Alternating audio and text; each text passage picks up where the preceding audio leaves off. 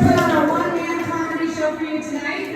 Ron is a teacher, a veteran, an artist, and a comedian from the Arapaho tribe and hails from Riverton, Wyoming. He performed for us here back in April for our very first comedy night, and he was a riot and had us all in stitches. He's currently working on an act to take on to tour professionally once again. So Ron is actually a professional actor as well as comedian. So let's give it up for Ron.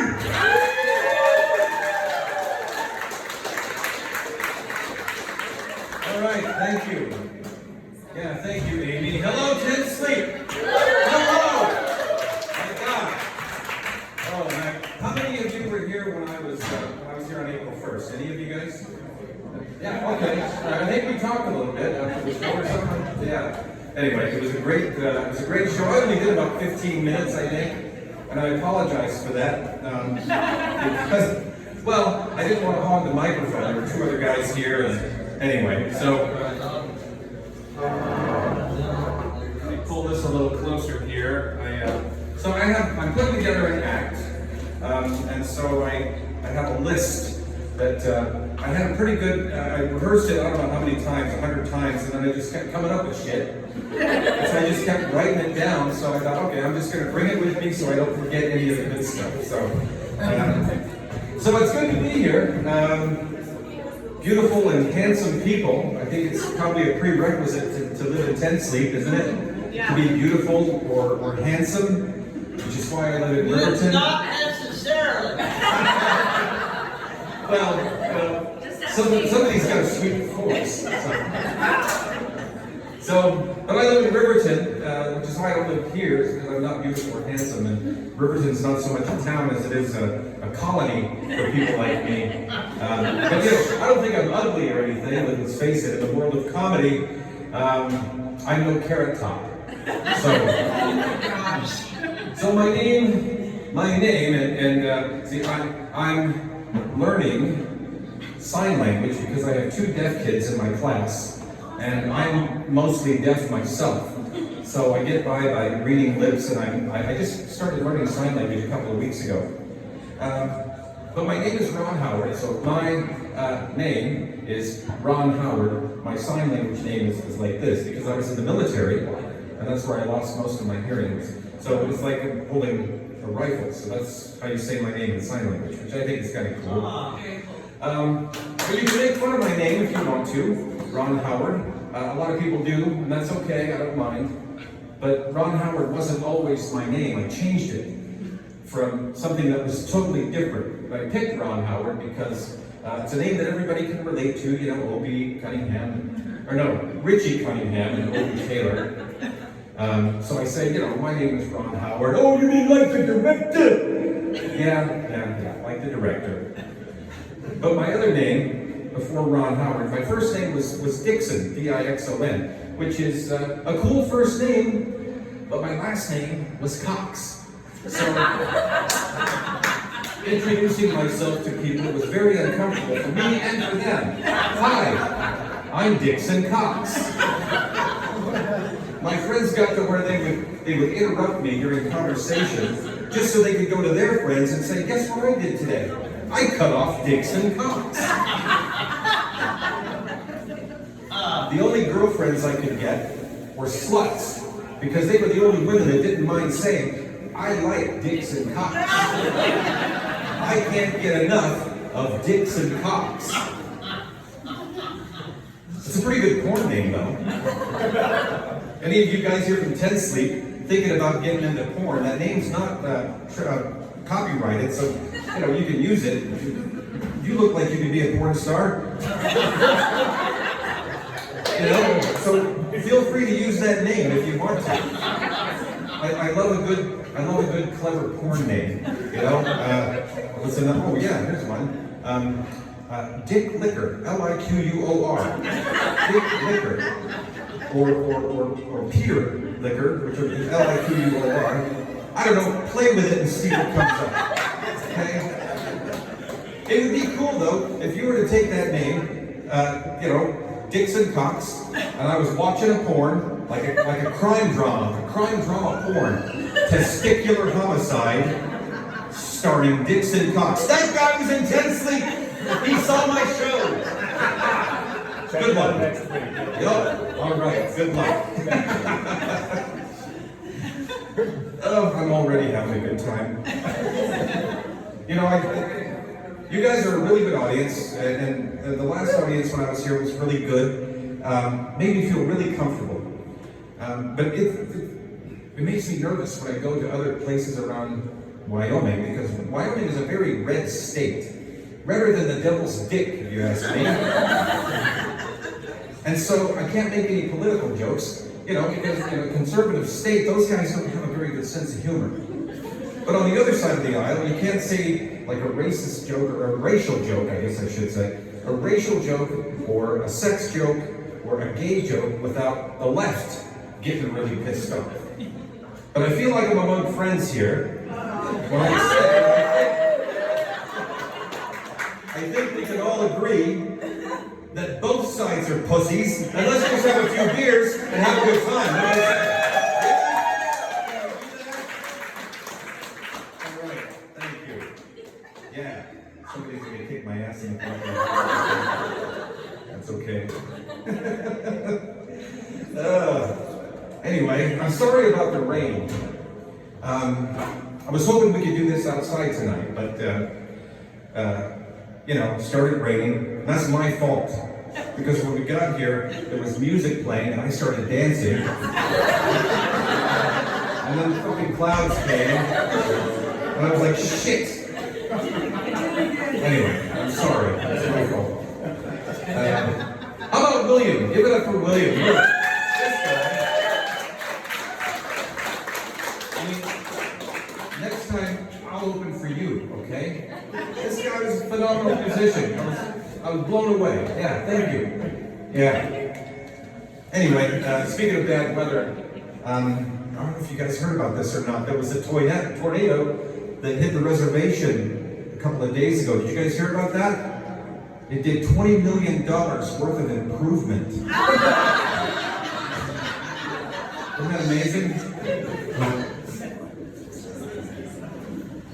Anyway, are there any veterans in here tonight? Any veterans? There's one over here. My friend Matt is a veteran. Anybody else? No? All right. Anyway, thank you for your service. Matt and I, we're friends. He's a fellow actor. What the hell? What's that?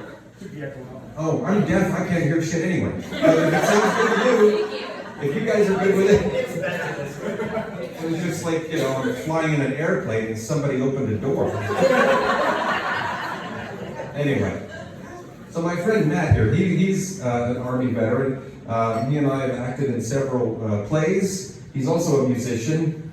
But one thing about veterans is we're always giving each other shit, right? Another thing about natives is like, if we like you, we're giving you shit. That's why I came here, so I can give a whole room full of people shit.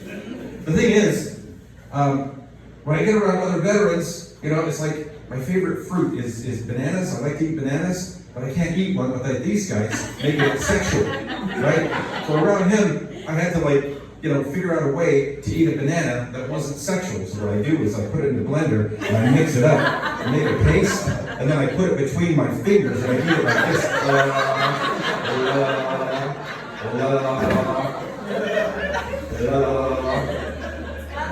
Show you. So I took an IQ test the other day, and it was an online IQ test, and it came back and said I was really smart. I thought, that's cool, but they only asked me 3 questions. They were really 3 easy questions. The first one was, what is your first full name? What is your mailing address? And what is your social security number? It came back like, I'm really smart. I thought, okay, all right, that's fine. So, moving on anyway, I'm a little embarrassed because I had to borrow money for gas because I just discovered that my checking account has been cleaned out for some reason. And I'm sure it's just a banking error. I'll figure it out on Monday, I'm sure. It'll be fine, right? So another thing I wanted to mention, I don't talk about this a whole lot, but I have a mental health diagnosis. I have a depressive disorder, and it's not very serious, but sometimes it'll manifest itself in like paranoia or like these manic episodes, and it doesn't happen very often, and it's not very serious. But the other day, I called Matt because I was having this paranoia attack, and sometimes it hits me and I'm okay. But I called him up and I said, Matt, I'm feeling really paranoid right now. And he said, don't worry, man. You're not alone. But I went to the library looking for a book on paranoia so I could try to help myself. I asked the librarian, I said, do you have any books on paranoia? And she goes, yeah. They're right behind you. Anyway. There's a new TV show coming out that I'm really excited about. I've auditioned for it, and I don't know if I'm going to get a part for it, but it's a country western / comedy variety show for transsexual rednecks. It's called Her Ha. Wish me luck. I don't know, one of the things that I enjoy doing is, enjoying doing this. People ask me, how did you get into stand-up comedy? How did you get into acting? How did you get into performing? Well, I started it when I was in jail. And when I first got there, every Thursday night they had open mic night. And I was really nervous. I didn't want to perform in front of a bunch of strangers, And so these older inmates, they took me under their wing and they showed me how to perform on open mic night. And after a while, I thought, you know what? This looks like fun. I think I'm going to do it. So I started performing on open mic, and everybody loved it, except Mike.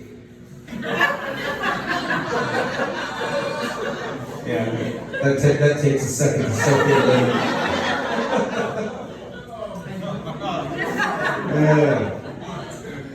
Yeah, I felt bad for Mike. So I'm getting old. I'm going to be 56 in a few days, and I don't feel like I'm 55. I don't even think I look 55, but I went to the liquor store the other day. I got a 6-pack of beer, and the guy carded me, and I couldn't believe it. I was amazed. Really? He goes, yeah, I need to see your ID. I said, yeah, okay. So I pulled my wallet out. I'm fishing for my driver's license, and my Blockbuster video rental card came out. And the guy said, you know what, we're good. It's okay, it's all right. I said, no, I got it. And he said, no, it's okay.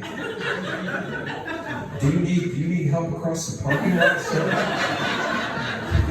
Fuck you, man.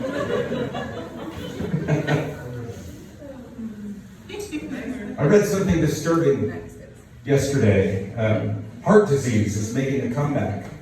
And it's like the third largest killer of adults in the United States, and that's kind of disturbing.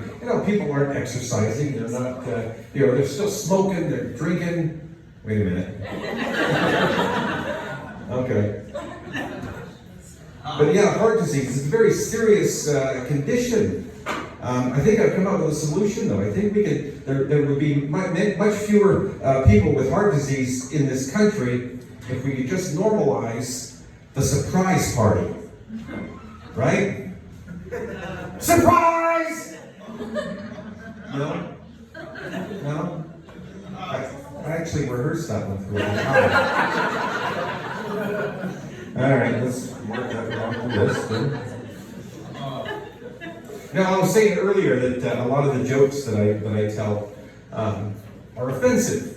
If I say something, somebody on the right gets offended. If I say a joke, somebody on the left gets offended. And I said some jokes, and I try to make them, very innocuous jokes, just meaningless, funny, silly jokes. And I wrote some down. I wrote these down because these are the ones that piss people off. I've got 4 here. Do you want to hear them? Yeah!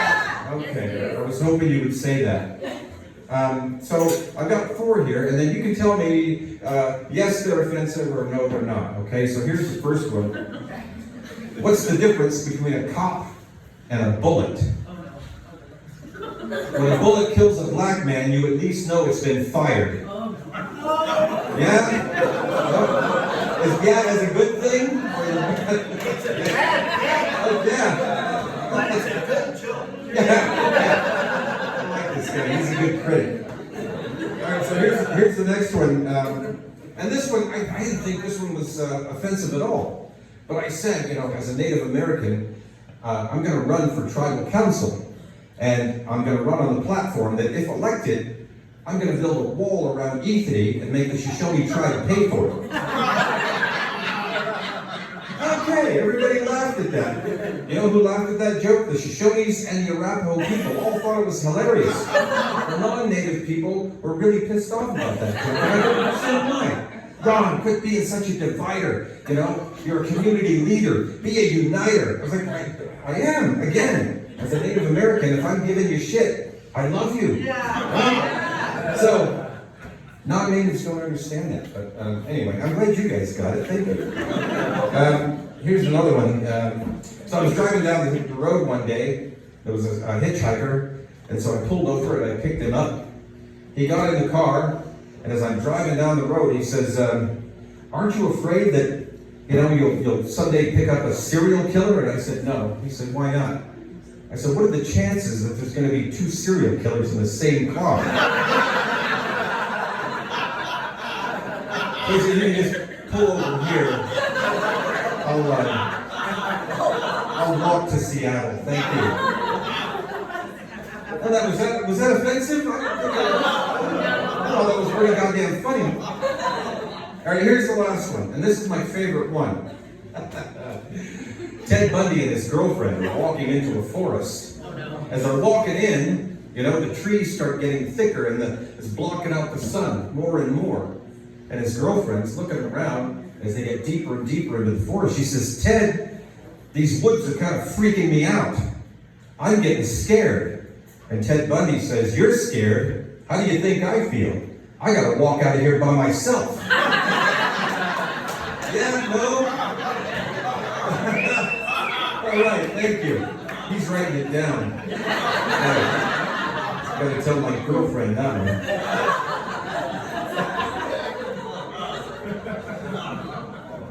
A few years ago, I had the good fortune to meet Bill Clinton, twice, actually. The first time was when he came through Riverton, and he was at Central Wyoming College. He was campaigning for Hillary the very first time. And as a veteran, I was there as color guard to hold the American flag as he came in. And afterwards, he shook my hand, and we got a picture with him and everything. And then the second time I met him was in Cheyenne. He was campaigning for Hillary the second time. And it was kind of cool. He came in and he recognized me, he remembered me. And so he comes up and he's shaking my hand.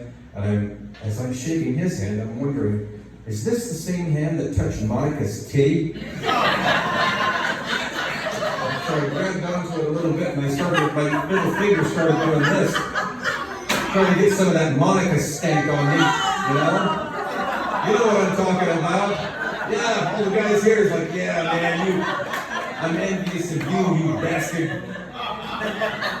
Man, I just, it's like, it's that close to her titties. It was amazing, to be that close to history, and the one that created the physical stain. That's fame, Not very many people get to be that close to it. Anyway, good times.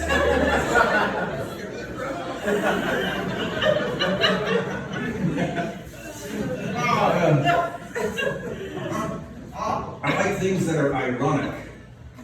Irony is a very unique, humanistic trait. I think if you keep your eyes open and your ears open, if you listen, you're going to start picking up on things that are ironic everywhere you go. Like the other day, I saw a guy that was handing out pamphlets on how to get a better job. Yeah, that takes a second to soak in.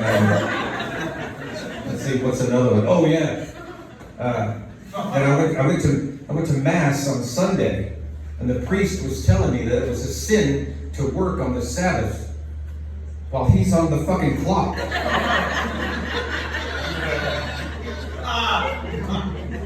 Yeah. I had a hooker tell me one time that she thought it was a disgusting habit that men put chewing tobacco in their mouths. Yeah. Here's a sad irony. A few years ago, I had a girlfriend. Her name was Candy. My God, she was a hottie. She was gorgeous. And we went out for a few months, and then she said she wanted to establish a physical, sexual relationship.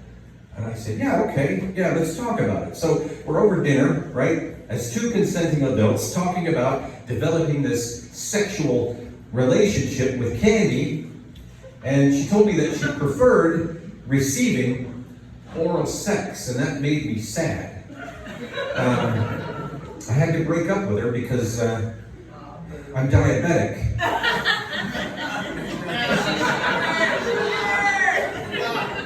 Yeah, I know. Yeah. I bet Candy had a sour patch anyway.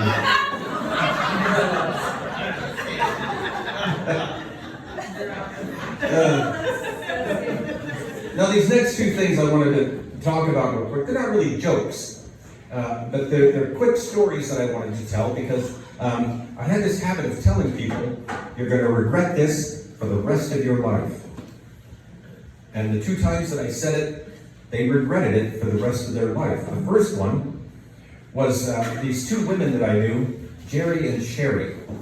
Sherry was a very beautiful, very shapely woman. She was divorced, she had 2 kids, but she started working out, and then she became like the object of every man's desire there in Burton. She was beautiful. We never dated or anything, but she was a good friend of mine. And then her friend Sherry, and I'm not making fun of her physical appearance or anything, but was exactly the opposite. She was short and very obese, and so it was like, they were polar opposites.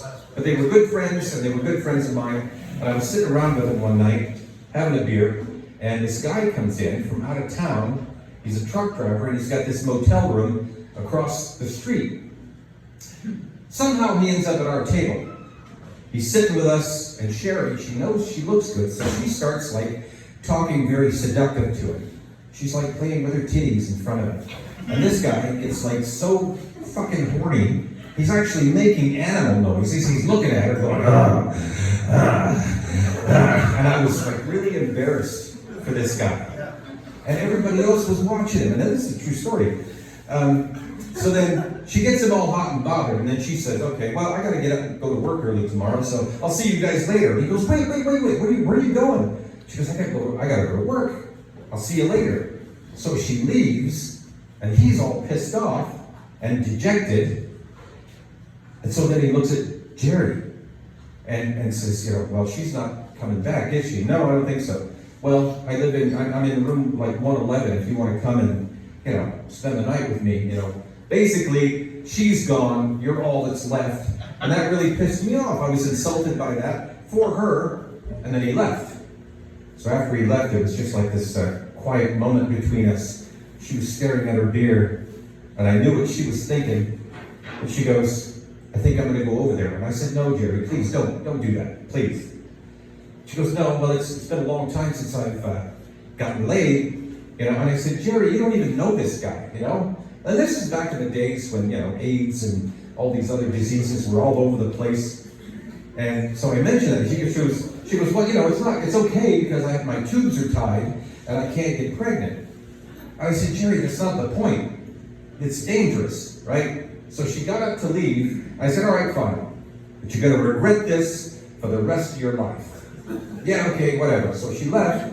The next day she calls me up. She says, I just wanted to call and let you know. I'm okay. I went over there. Nothing bad happened. We had sex a couple of times and then I walked home. I said, all right, fine. But promise me, you will never do any shit like this again. She said, I promise. I said, all right. A few weeks later, she calls me up. She's in tears. Guess what? She's fucking pregnant. And I said, so who is it? First of all, I'm happy for her. Thank God, congratulations. She goes, no, not congratulations. I said, who's the father? She goes, that dude from the motel. And I said, well, does he know? She goes, he didn't even tell me his name. Now, before she left, I forgot to tell this part. Before she left, I said, wait a minute, Jerry, don't go over there. Why don't you and I just go over to your house, and I'll take care of your needs for you. And she goes, I don't want pity sex. I said, it's not pity sex, it's safety sex. It's friend sex. It's going to be okay. It'll be fine. We'll both enjoy it, right? We'll still be friends in the morning, and your needs will have been met. She didn't go for that. So she went with this guy. She got pregnant. And then it's tragic that, for one thing, there's a guy out there that has a son, and he doesn't even know it. There's a kid out there who would be about 27 years old now, who doesn't know who his dad is. That's not the worst part. The worst part is, I could have been that guy. Had she said yes, I would have regretted it for the rest of my life. So, Jesus Christ. So the other one is there was a girl that worked for the same company I did, and somebody told me that she liked me. She was Alaskan Native, and I have to say that because on the reservation, and Matt knows this, most Native women that are out there, I'm probably related to somehow. So, which is why my wife is Norwegian. But she was Alaskan Native, so I knew that there was no chance I could be related to this woman. She liked me. And so I approached her one day and I asked her out. She said, yeah. Well, I said, what would you like to do? Dinner and a movie? She said, no, let's go to my place, get some beer and a couple of movies and some snacks. And I thought, okay, so I'm putting two and two together. Okay, beer at her house. I'll probably have too much to drink, so I can't drive home, which means I might end up staying at her house. Okay. All right. So I got a couple of movies, I got the beer. Now, I'm not one to push myself onto other women, but if she made it clear that she wanted to get it on, I would be prepared, right? That's responsible, right? Anyway, so I go over to her house, I've got the beer, I've got the food, I'm laying it all out. She just got home just before I did. She's listening to her answering machine. This is back in the days when they had those little micro cassettes. You guys remember those? Yeah. And so this guy had called her and was declaring his undying love for her in such a pathetic way. Now those answering machines, they only lasted for like 30 seconds.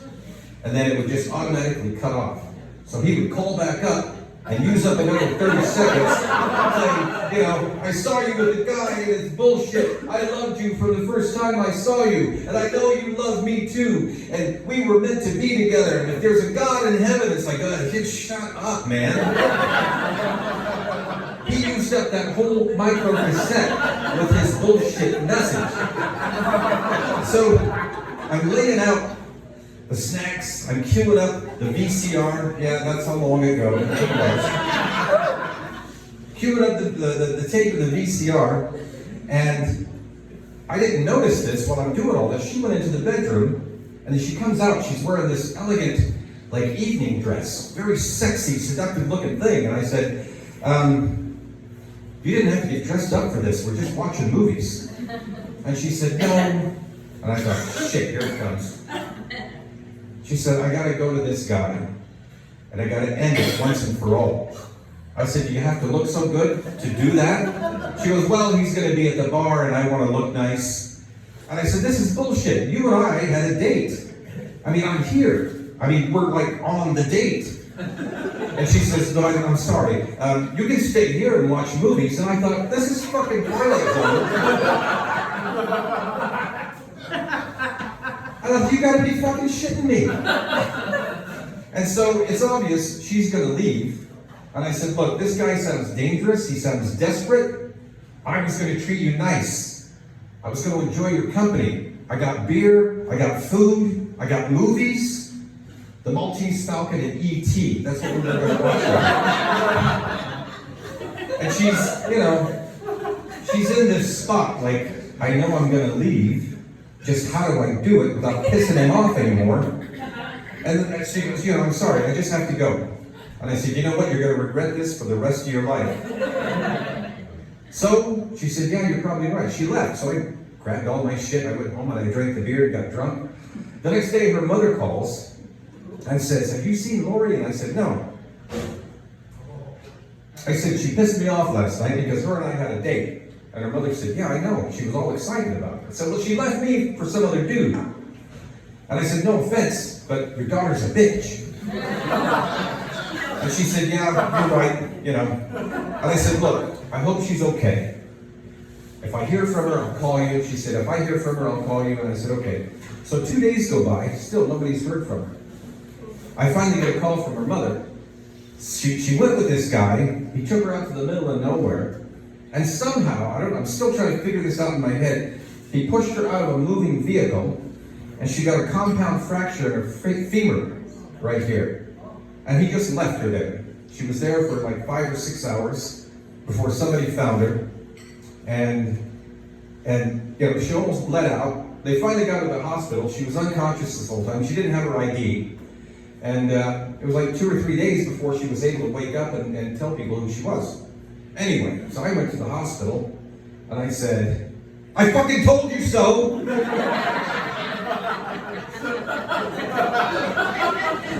And that felt so goddamn good. You know? Now, after all the surgeries, her right leg is now shorter, 3 inches shorter than her left leg, and her hip is all misshapen. And I'm like, you know what? I'm not going to say that phrase ever again. You're going to regret this for the rest of your life. Because every time I tell somebody that, it's fucking true. I'm sorry about it. I shouldn't have said it.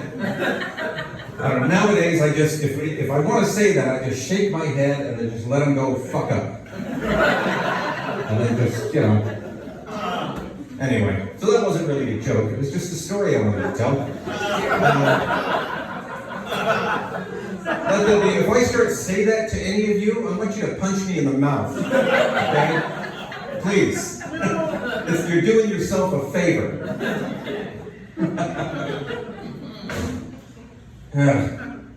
So, I used to date older women. Yeah.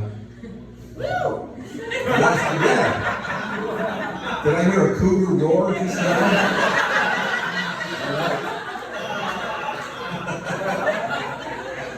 I said this the last time I was here. There was a woman who was like 75 or 80 sitting right there. I got halfway through it, and then I looked and I saw her. I was like, "Oh shit, I can't stop now." All right through. But like when I was in my 20s, you know, I would date older women, like in their 40s, 30s and 40s, you know. And it was nice to walk around as a young man, the envy of all the other guys, with a beautiful older woman on your arm. And it was good for her because, you know, it was showing the world that, you know, I can still get a handsome guy. I used to be handsome at one time. And so I was thinking about it the other day, and I'm 55 now. If I was still dating those same women, a typical date might be, you know, lunch at the senior center. "Excuse me, waiter, she ordered this puree. Can you take this back to the kitchen and thank you very much." You know, dates would take place at like 4 in the afternoon. "Let's go to Walgreens. I'll get you some rubber tips for your quad cane. You know? Maybe some tennis balls for your walker." I don't know. Do they sell scented denture grip or something? You know, maybe you like that more than roses. I don't know. I mean, I can imagine taking an older woman like that dancing. You know, we'd be out there on the dance floor. I'm doing my thing. She's out there. Her hips are going back and forth, not because she has rhythm, but because they're about to break. And then that's when I apologized to that poor old lady sitting in front of me. "Sorry." And she said, "Well, you know, I only have to kick this high." And so I got my ass kicked when I got to the parking lot.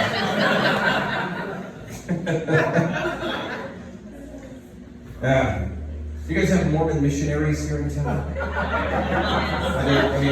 I don't want to insult the Mormon missionaries or the Mormon church. I know there's more of those guys than there are Arapaho people. So,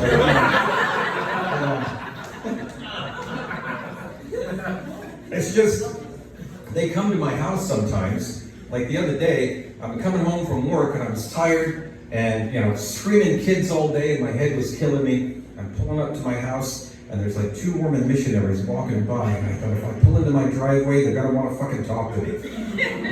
So I just kept driving. And it's like when I'm walking in the grocery store and I see 2 guys coming at me, 2 missionaries coming at me. It's like seeing an ugly woman I had a one-night stand with. Oh shit. Okay. Yeah. They saw me. Oh fuck. Okay. I gotta go. But I'll call you. Okay. Those poor guys. I mean, they're good people. Don't get me wrong. And it's the whole Jehovah's Witness too. They're good people. It's just I'm Catholic. I'm not a very good Catholic. I joined the church because somebody told me that Catholics drink religiously. So, I'm kind of in it for me. So nothing against the Mormon church. I just don't want to waste their time because they want me to be a Mormon. It's like, no, I'm a bad Catholic. I'd be an even worse Mormon. So I'm a preschool teacher. Any other teachers in here? Anybody in here? Yeah, what do you teach? Well, I'm not teaching right now, but I taught 4th grade and 2nd grade. 4th grade and 2nd grade. All right. Give it up for our teacher. Thank you for reading too. Teaching is a hard job. It really is. Everybody thinks that me as a preschool teacher, I'm a glorified babysitter is what they call it. But I'm a special education teacher, so it's a little bit more complicated. I'm sure you can understand that, sir. It's a lot more complicated than just taking care of kids and letting them play. There's a lot of things in there. But being a preschool teacher also means that I deal in absurdities, right? I'm sure you can probably relate to that too. I had a little kid this past school year. He was a good kid, but he liked to swear. And he would say, and he was 5, going into kindergarten. And he would say, things like, "What the hell?" And that was his favorite one. And he would ask the other kid, watching kids play, "What the hell do you think you're doing?" Or, "Who the hell do you think you're talking to?" Now, when kids swear, a lot of teachers are very, they're really uptight about that sort of thing. It doesn't really bother me. It depends on the word. I mean, I don't want kids going around saying, "Fuck you, you son of a bitch." I draw the line at that. Especially when they're saying it to me.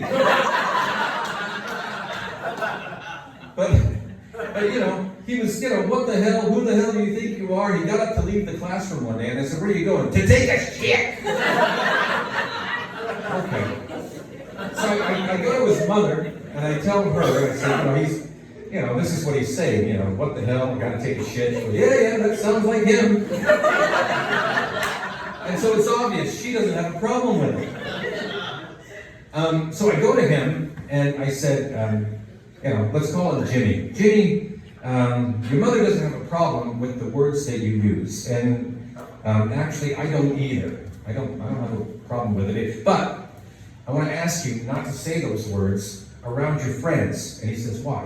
I said, "Because if you say those words around your friends and they go home and say it around their parents, they might get upset and spank them." And he says, "You mean beat their ass?" Yeah, that's exactly what I mean. I don't know. I had another little kid who, I took him to the bathroom one day. He was 5, he was potty trained. Took him to the bathroom, he went into the stall, closed it, went in, and I could hear him peeing in the toilet. Flushed the toilet, pulled his pants up, came out of the stall, and then went into the other stall, and then pooped. So I was like, how do you do that? I mean, I got to applaud this 5-year-old's bowel and bladder control, that he can pee, having the need to poop at the same time, and hold that. I mean, I'm going to have to study anatomy or something to figure out what muscles control what. Because me, when I sit on the toilet, if it's there, it's coming out. Okay? I got to reply. This kid's like a superhero to me. Anyway, so I had had another kid. The same kid, another kid in the same class. He had to go to the bathroom. So I took him to the bathroom. He goes into the stall, locks it, and then takes off every stitch of clothing just for poop. I mean, socks and shoes, pants, shirt, underwear, everything. If he was wearing a hat, he'd take that fucker off too. And so, this happened like 2 or 3 times. His mother comes to school to pick him up. And I knew his mother before she had him, and I knew her brothers. And I said, so this is what he's doing. He's taking off all of his clothes when he has to poop. And she says, oh, yeah, well, he's seen his uncles do that. His uncles are full-grown men, for Christ's sake. And he's watching this? And then I realized, it occurred to me, wait, these 2 guys are single. Now I know why. I don't know, this is probably the best story, the best thing that ever happened in preschool. I saved the best for last. This was probably, I don't know, I've been teaching for 25 years, so this is probably 22 years ago.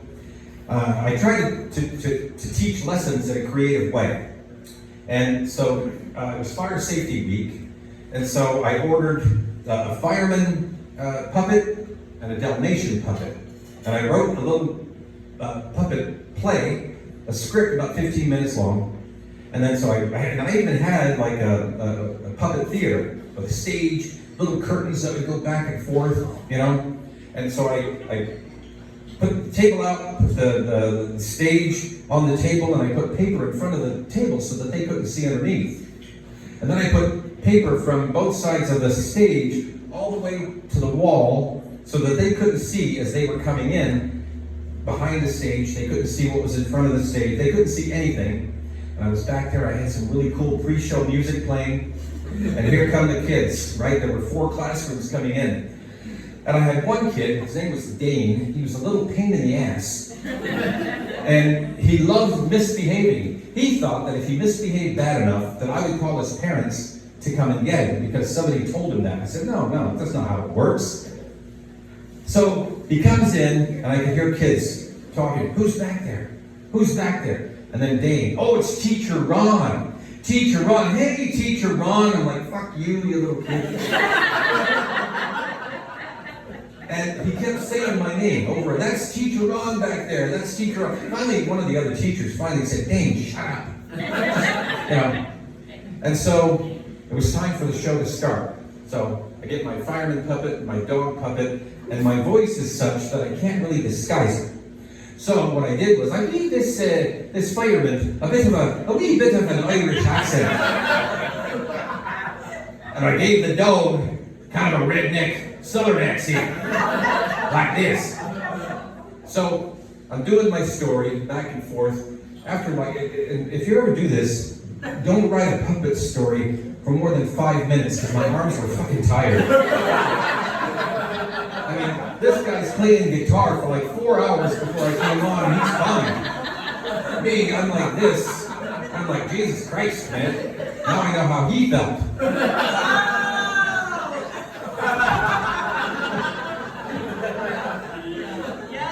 Anyways, so I'm doing my thing. I'm winding down the story, and I've got my puppet dog asking questions. What do you do when there's smoke in the house? And this little kid said, get down on the floor. And I said, yeah, that's right. Now you go home, you tell your mama and daddy. And I didn't realize this at first, but I hadn't heard from Dane in quite a while. And so I said, now, what number do you call if there's an emergency? And this little girl that was in my class, her name was Charlie. She said, dial 911. I said, that's right, Charlie. Now you go tell your mama and daddy. And then I heard Dane. I must have gotten him back. Because he said, Charlie, that dog knows your name. I got him back. Yeah.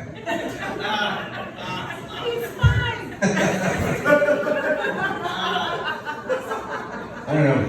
One of the worst things about being a teacher, I don't know if you've ever had to do this, but do you ever have to work with glitter? Glitter? As a preschool teacher, that's one of the worst things, because as I'm walking through my classroom, I can see sparkles in my carpet, and vacuum just doesn't pick it up. And I go home every day, I've got glitter on my clothes, I've got glitter stuck to my skin, I've got it in my hair, I hate it. I hate glitter. But then it occurred to me, there's an upside to that. I could take a vacation day and go to a strip club and get lap dances all day, and as long as I'm home by 4 o'clock, my wife will think I'm just getting off work. Yeah. There's a tip for you. Teacher tip.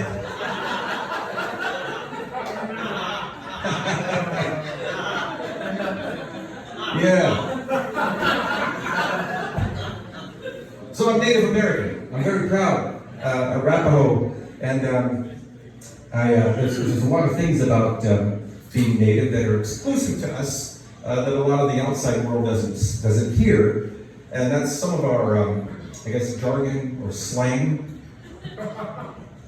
Like there's a word that, and it's kind of universal. I've heard it, because I've been back east and I've been to the northwest and to the southwest. And all those tribes, they all say the same word, and it's an exclamation word, like if Matt owes me $20, and he comes up, oh yeah, here's the money I owe you, and I would say, oh hey, oh. It's a very odd word, and I don't even know if it means anything. It's just that exclamation of, oh hey, oh. And so you hear that a lot. If you ever go to the reservation, keep your ears open. You're going to hear that word, oh hey, oh. Another one is in it. You guys familiar with that word? In it. Now I hear the Scottish people say that, but they say it like ente. Ente. We say enne. Yeah. Your son's Victor, he's gonna win. That means he's gonna win. Enne. Right? You've heard that? Okay. That's from a movie called Smoke Signals. If you've ever seen it, I recommend that movie. But anyway, so I was driving down the road last summer. I was on my way to the powwow, and there was a car up in front of me, a res runner. Are you familiar with that one? Yeah. A res runner. You guys know what a res runner is? Okay. If you don't know, it was a car that was once, it was nice at one time. And then somehow we took away those privileges. But I'm driving on the reservation, I'm on my way to the powwow, and this guy was parked on the side of the road, looked like he was broke down. He was standing out there, he was dressed in all of his regalia. And so I pull up behind him. Now, I didn't know this at the time, but he was half Arapaho and half Jewish. And so when I got out of the car, before I could say anything, here he is freaking out. Can you believe this? Can you believe this? I paid $12 for these retreads, and the damn things didn't last me 6 months. Here I am in the middle of the highway on my way to powwow. I got a backseat full of kosher taco meat and fried bagels going bad. I think I got the crabs from the toilet seat from that casino down the road. And to top it all off, these octopods are killing me. All you day. And then.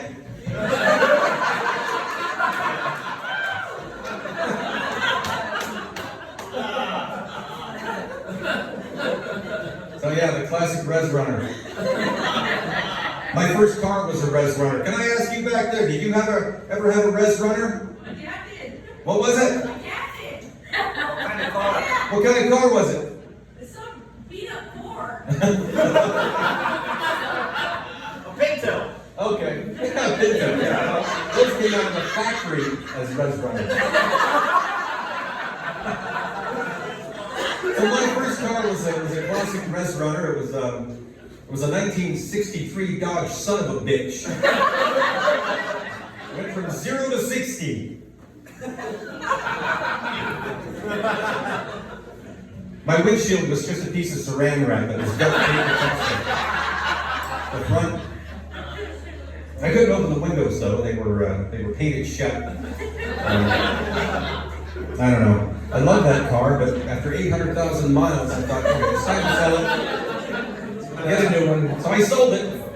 got the cheaper version of the dog son of a bitch. It was a 1973 Plymouth Bastard. I'm still driving it. It's still...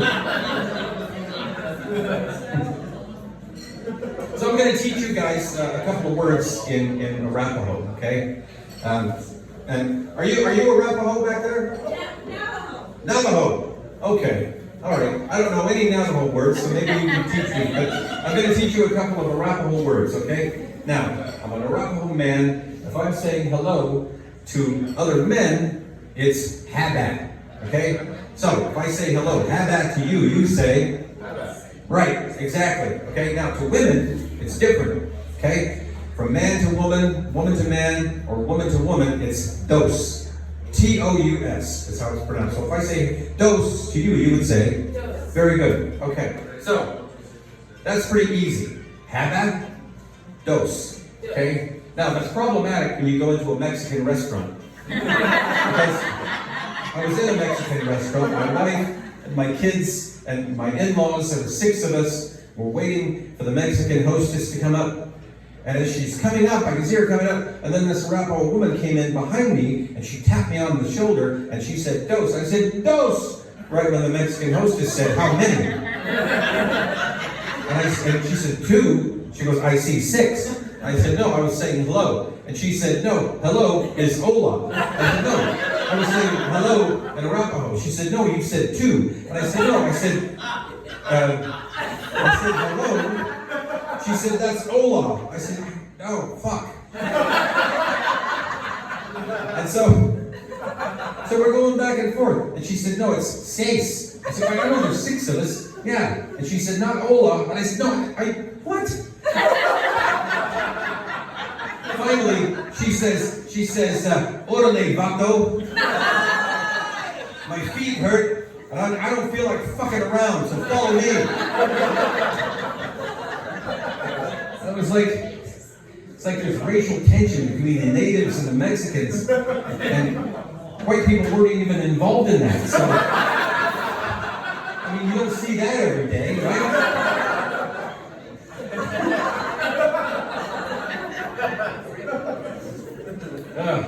People ask me why I do this, and there's an actual real reason.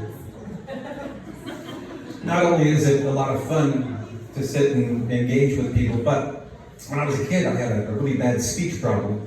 And this is before the days that I knew that speech therapy existed. And even if we did know, I don't know if my family could have afforded it. So one year for Christmas, I think I was a sophomore in high school, I got a tape recorder for Christmas. And so what I would do is I would record a radio program every Saturday. It was American Top 40 with Casey Kasem. Remember that? Yeah. All right. Casey Kasem had a very distinctive voice. And I had and nobody made fun of me, but I was very self-conscious about it. So I would record him, I would play it back, and I would repeat what he said, I would write it down. And within a matter of, 4 or 5 months, my speech started to change. But the thing is, I had to really work on it to enunciate, to be articulate. And here I am 55 years old, but I still have to work on it. That's why I do this, one of the reasons anyway. But the thing that happens is I don't sound like a Native American. If you go to the reservation, I don't sound like they do. And over the years, it's happened several times. Native women have come up to me and they said, are you gay? And I said, no, I'm not gay. I'll prove it to you if you want me to.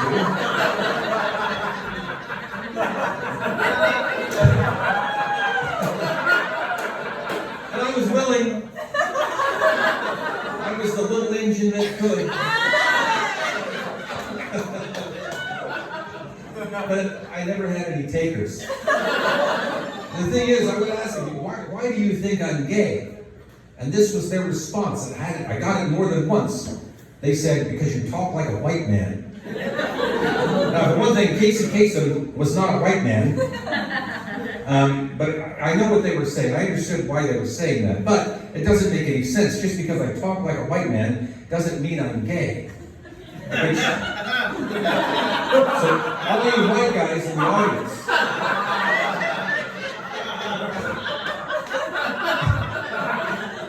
you ever go to the reservation and try to put the moves on a native woman, chances are she's going to think you're bi-curious. So remember that. The men don't, though. A couple of years ago, there was a woman in Lander. Her name is Sarah Wiles. I consider her a friend of mine. She's an older lady. She's a lovely person. And she wrote 2 books on the Arapaho people. She's not Arapaho herself. But through interviews and news clippings and all this stuff, she put together these 2 beautiful volumes about the Arapaho people. And I was very humbled to learn that I was in both of them. And the reason is, back in 2015, and were you here in 2015? No? Okay, 2015. Maybe you guys have heard about this, but there was a Riverton City employee that went on a shooting rampage. He only got 2 people, thank God. But he went to the city park. He was a city employee. Went to the city park, sent his girlfriend a text saying, I'm about to do something that's going to send me away for the rest of my life. Went to the park. Luckily, I didn't take my kids to the park that day, or I probably wouldn't be here. He couldn't find any natives, or park rangers, as he called them. And a lot of people in Riverton use that term. It's a very derogatory term. It's like the N-word. It's like the C word for women, you know. And I only say that so that you know what it is. So he went to the park, didn't find any. He went to the Center of Hope, which was a detox place for people. He walked in and he shot 2 people, Stallone Trosper and Sonny Goggles. Stallone died right there. Sonny lived, he just died a few months ago, but he was shot in the head. Now, my part of the book was I do a peace march down Main Street every year in honor of those 2 men and in honor of all the other racist bullshit that happens in Riverton. And so I was honored that she thought enough of me. Oh my God, is that a bat?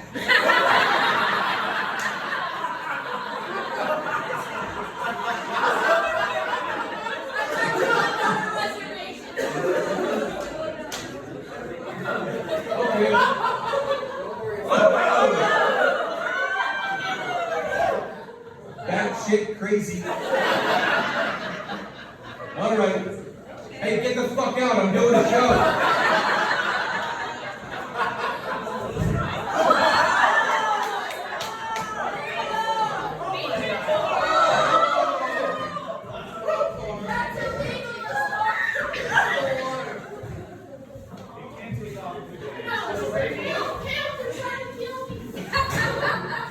Amy, did you invite this guy?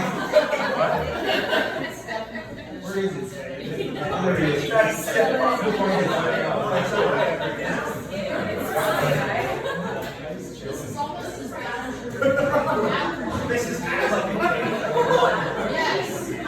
my God. I'll never forget that. He's opening the window and then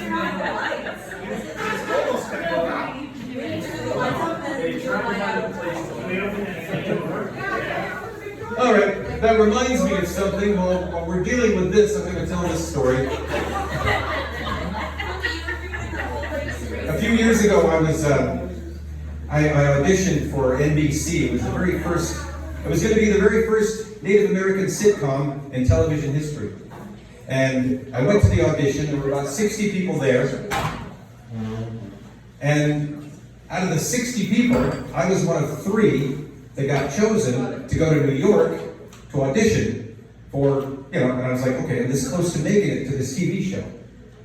And are you afraid? somebody give that bat a beer.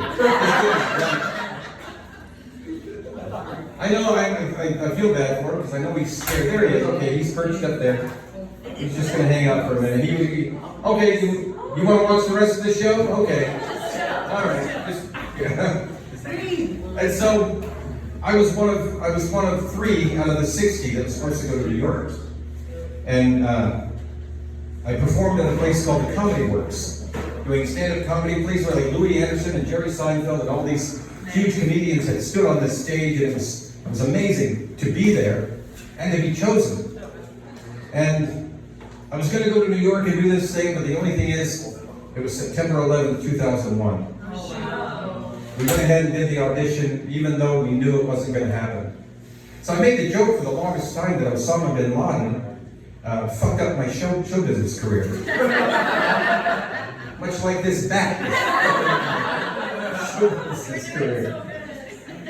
Well then, a few years later, I auditioned for and I was cast in a TV show that was going to take place on the Wind River Reservation. I was playing a special agent, FBI agent. And it was going to be a great show. It's going to be filmed right here in Wyoming, on the reservation, most of it. It's going to have local actors, native actors. And then I got the script, I was learning the lines. I was like 2 days away from shooting, and the producer called me.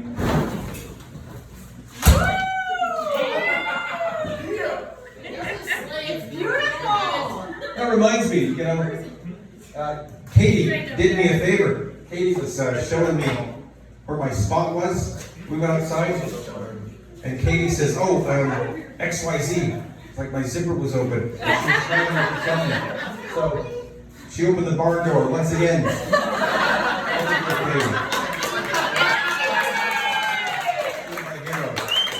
Otherwise, I'd be standing up here with my shit hanging out. Anyway, so I'm going to wrap it up here.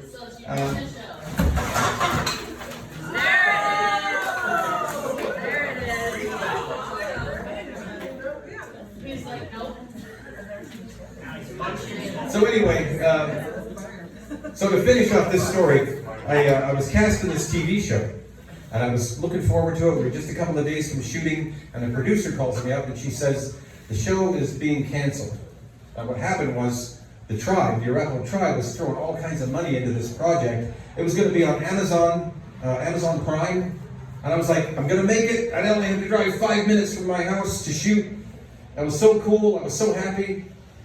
And the Arapaho tribe pulled all their money, and nobody knew why. A few months later, a movie came out called Wind River. Guess what the name of the TV show was? Wind fucking River. And so that's why they pulled. Now, I don't know if you've seen that movie, but there's only one scene in the movie that actually took place, that was shot in Wyoming. That was right at the top.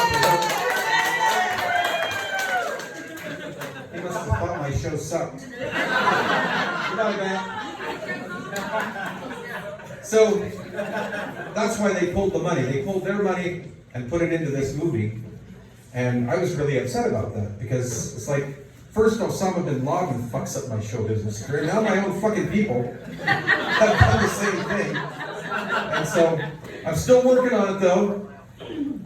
I've got one more story I want to tell, and then I'm done. But the other day, my wife and kids are on vacation. They're out of town, and so I treated myself to dinner at the Sundowner restaurant.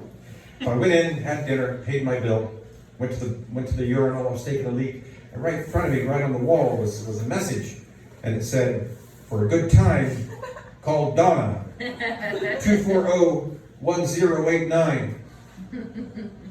There's somebody back there dialing their phone. 307. 307. And so I thought, you know what the hell, I'm going to try it. So I finished up, I zipped up, and then I go, wash my hands, I'm done on the phone. 240-1089. A woman answered the phone, very sultry voice. Hello? I said, hi, is this Donna? She goes, yes, it is. I said, there's a message on the wall that says that for a good time I can call you. Is that right? She goes, yes, that's right. I said, why haven't I done this before? This is like the best fucking public service you could ask for. All my life I've seen numbers written on gas station walls, barn walls, and I never called one. So guys, if you see a number, call it. Don't do it. Don't do it. So she said, where are you? And I said, I'm at the Sundowner restaurant. She said, okay, I'm less than 5 minutes away. I'm in a white SUV. I said, okay, I'll go out and wait. I'm standing there. 3 minutes later, here comes this white SUV. She pulls up, she rolls the window down. Are you Ron? And I said, yes, I am. She said, are you ready for the ride of your life? And I said, yes, I am. She said, well, hop in. So I opened the door, and oh my God, this woman was amazing. God, she was hot. I mean, she looked as nasty as a cesspool in Calcutta. But in a good way. In a good way. I mean, she had really nice hair, makeup, long fingernails, like leather mini skirt, fishnet stockings, high heels, really big personality. So I got in, and she said, and we took off, and oh my God, it was a night I will never forget. She showed me a good time, all right. She took me to the carnival. Hot dogs, hamburgers, funnel cakes, all you could eat, Ferris wheel, tilt-a-whirl, all night long. She paid for the whole thing. Next week, we're going to story time at the library. I don't know. One more quick one, I think. I want to end on a good note. I thought that was going to be my ender right there. So getting back to my depression disorder. Yeah, it's going to end up high, I'm sure. So when depression is it's not something that you really make fun of, but sometimes I get really depressed, I get paranoid, and when it happens, sometimes I'll just get in my car and take a drive. So over Christmas break, I was really feeling down. I didn't want to be around anybody, so I just got in my car, started driving. Before I knew it, I was in Rollins. Now, Rollins didn't cheer me up any. I don't know if you've ever been there. But it's not exactly Disneyland. So I just kept driving. Pretty soon I was on the interstate. By the end of the day, I found myself somewhere in eastern Nebraska in a dingy motel room. Now, I don't know if you've ever been to eastern Nebraska in the winter. You've been there? It's like, it's one of the most desolate places on earth. I found myself in this motel room. There was a big brown stain on the carpet. It was probably blood. The place smelled like stale beer, stale cigarettes, and I just wondered how many people were murdered here. At least one had a stain. And the TV only got 2 stations. They got like the 700 Club and the Home Shopping Network. And I was feeling so down and depressed. So I sat down on the bed and I opened up the nightstand, and there was the Gideon's Bible. Now, I never even touched one of these things. But for as low as I was feeling, I thought, there's got to be something in here that can make me feel better. What? So I opened it up, and I get to the book of Matthew, and there was somebody had taken like a magic marker and wrote, Are you at the end of your rope? Are you feeling down? Do you have no place to go? I looked out the window, and snow was drifting up over my car. So yeah, I wasn't going anywhere. If so, call this number. So with nothing left to lose, I called the number. Turns out it was a liquor store that delivered. Hallelujah. Hallelujah. That's all I got, ladies and gentlemen. Thank you very much. Thank you. Thank you. I love you guys. This is amazing. Thank you. Guys, I got a 10.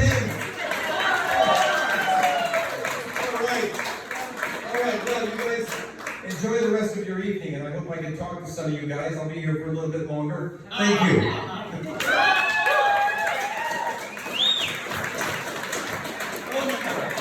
That was amazing.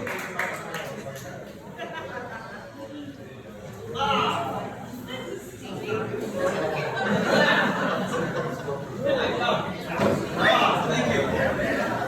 I'm going. Nice to meet you.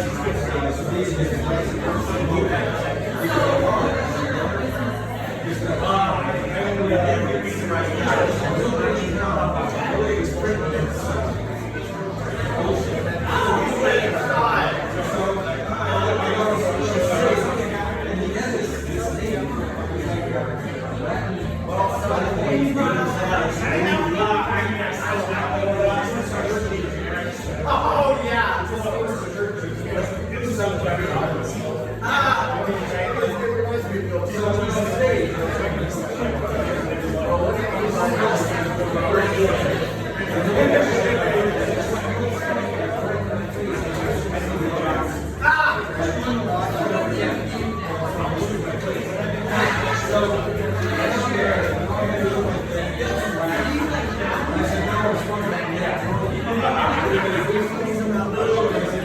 the audience, everybody's good.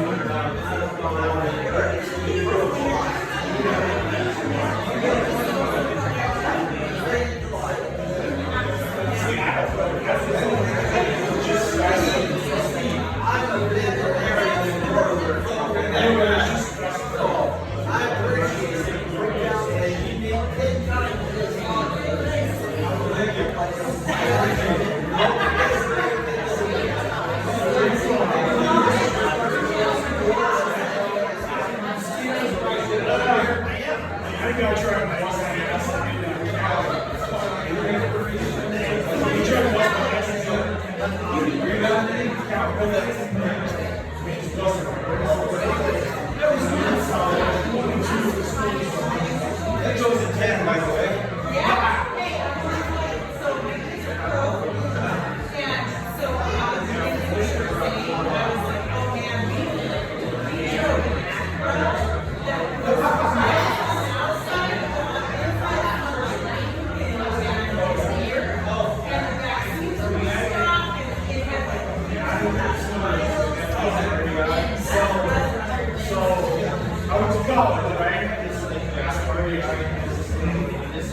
My car was, old school 1980.